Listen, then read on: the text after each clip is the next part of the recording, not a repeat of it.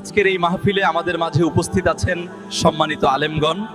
প্রথমে বক্তব্য রাখবেন মাওলানা করিম সাহেব। আজকাল কিছু লোক ইসলামকে নিজের মতো করে ব্যাখ্যা করছে, তারা মানুষকে ভুল পথে নিয়ে যাচ্ছে। বিভিন্ন গান, কবিতা ও তাদের অঙ্গভঙ্গি দ্বারা মানুষকে আকর্ষিত করছে। এটা কি ঠিক? কার কথা বলছে বুঝলি? আমার মনে হয় হাবিব সাহেবের কথা।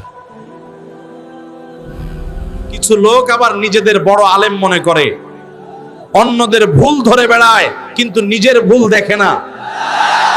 আজ অন্যদের ভুল যেভাবে দেখে, নিজেদের ভুলও যদি সেভাবে দেখতো, হায় আফসোস কি হলো এই সমাজের।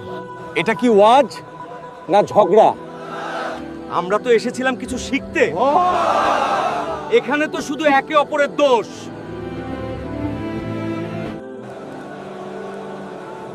জুররা, আমরা গুনাহগার মানুষ। আমরা এখানে এসেছি আল্লাহর কথা শুনতে, নিজেদের ঠিক করতে, আপনাদের ঝগড়া দেখতে না। রাসূল কি কখনো এভাবে দাওয়াত দিয়েছেন? তিনি তো ভালোবাসা দিয়ে মানুষকে কাছে টানতেন।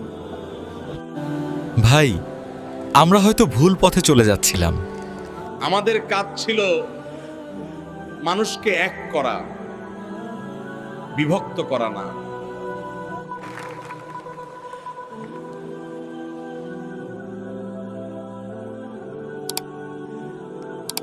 আজ থেকে আমরা প্রতিজ্ঞা করি, আমরা কারো দোষ নয়, ইসলামের সৌন্দর্য তুলে ধরব।